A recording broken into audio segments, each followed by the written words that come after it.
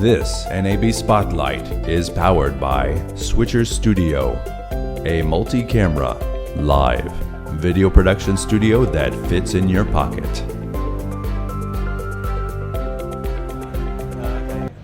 Hello, my name is Anthony Burokas, and we are here at NAB 2019. I'm here with Dan in the Atomos booth. Dan, tell me what you've got going on this NAB.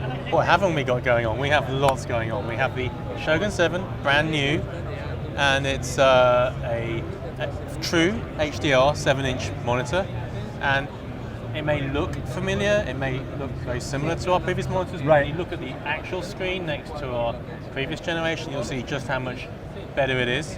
What we've got here is a local area dimming backlight with 360 zones, and that allows us to have really deep blacks, but not just black with no detail, gorgeously rich textured detailed blacks. And then you've got highlights that have, as you can see, look at this, all these highlights here, and I mean the camera probably doesn't pick it up properly, but to your eye you can see all the detail here in the clouds going on, you know. And then before, you could do, we had a Atom HDR mode. Okay, so what you've got is everything on screen at the same time. Right from the shadows, the deep shadows, all the way up into the highlights, and you can get a really good idea of what your picture looks like. And this is a really good match for sort of the very latest top of the line home televisions or professional HDR monitors. You know, it's obviously better than quite a lot of HDR TVs out there. So, but this is showing you like the absolute max that you're going to be able to achieve from your sensor. So if you're shooting HDR and you really need to get a sense of what that camera is going to capture, you're going to need something like this, as opposed to, like, before it was like, let's just make it bright enough to see outside. No, but you can still look at an image and examine it this way. It's a bit of a manual process. You have to slide the slider around to see where you are. Okay. Here you see it all in the one. Okay, I see. And it's just an amazing image to look at. And even if you're not going for an HDR finish, it's still showing you without having to mess around with LUTs or anything else, or it's just showing you the total range of your sensor. So I know that if that's not blown out there, it's not blown out when I grade it in 709. Now, am I going to be able to make it look like a HDR image? No.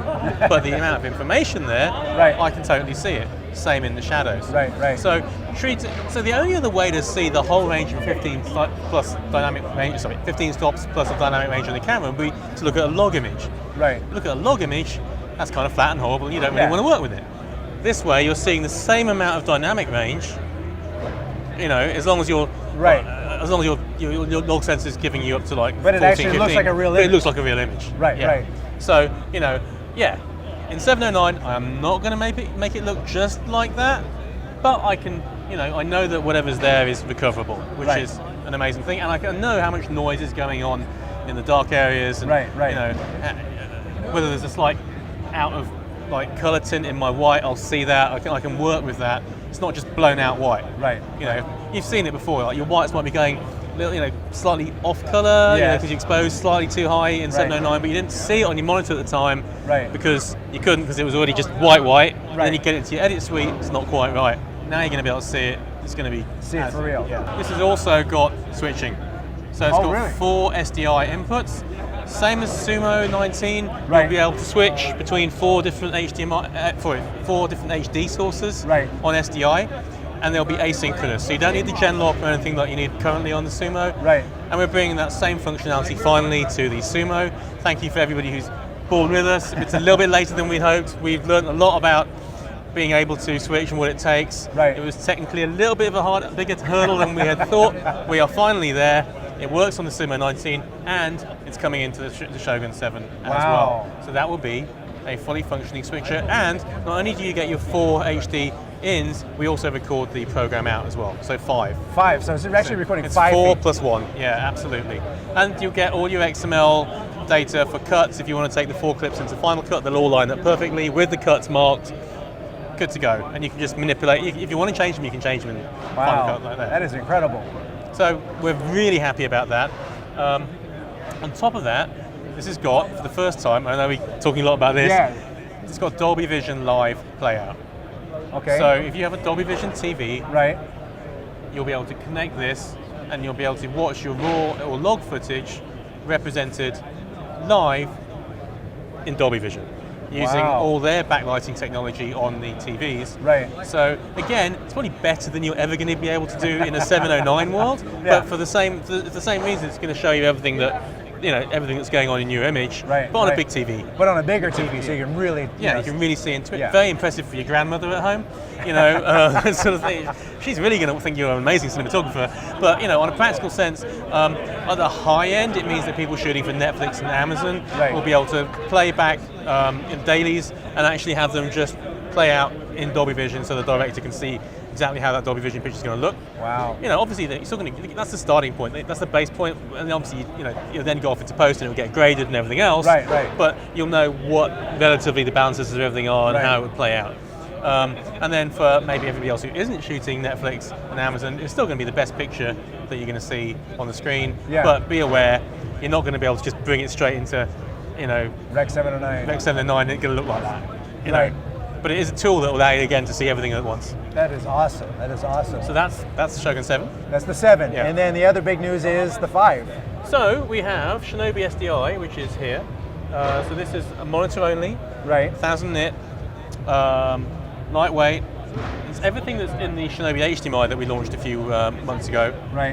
But with SDI input and SDI loop through Right. as well. So great for small cameras, camcorders, broadcast cameras, but also ARRI Alexas and Red cameras. Anything that needs a small SDI monitor. That's bright. There. That's Yeah, bright that's and bright. lightweight. And it's still got the HDMI, so you can still connect it to your DSLR and mirrorless. So if you're that kind of guy or gal who doesn't actually own a camera, but just works as a gun for hire, goes between different sets, works different cameras. Right. You've got one monitor, you can take it with you, put it on any camera, know where you are Right. at any point in time. Right. All right. So that's your common point of I know where I am, and because we have all the presets for all the main manufacturers, Right. you can just dial that all in.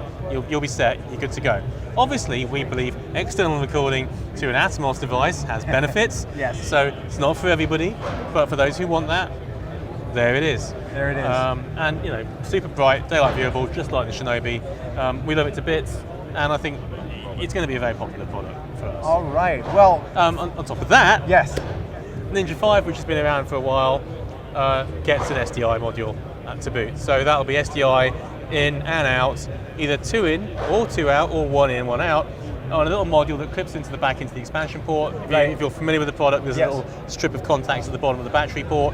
It'll connect into that and give you SDI. So this becomes the sort of tiniest ProRes SDI and HDMI recording deck, monitoring device, whatever. So we love that too. Yeah, you get like everything in a very lightweight package Yeah.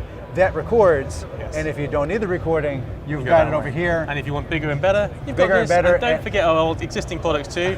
If you want value for money, and you just you want to get into ProRes RAW, you want to get into the best level of recording, Right. and you perhaps don't quite have enough for this, or you want to spend your money elsewhere. Don't forget we've still got Shogun Inferno, Ninja Inferno, great products at Right. now even better prices. Awesome. Well, thank you very much. No, you're welcome. My name is Anthony Burokas. We are here at the Atomos booth at NAB 2019. Thanks for watching. This NAB Spotlight is powered by Switcher Studio, a multi-camera, live video production studio that fits in your pocket.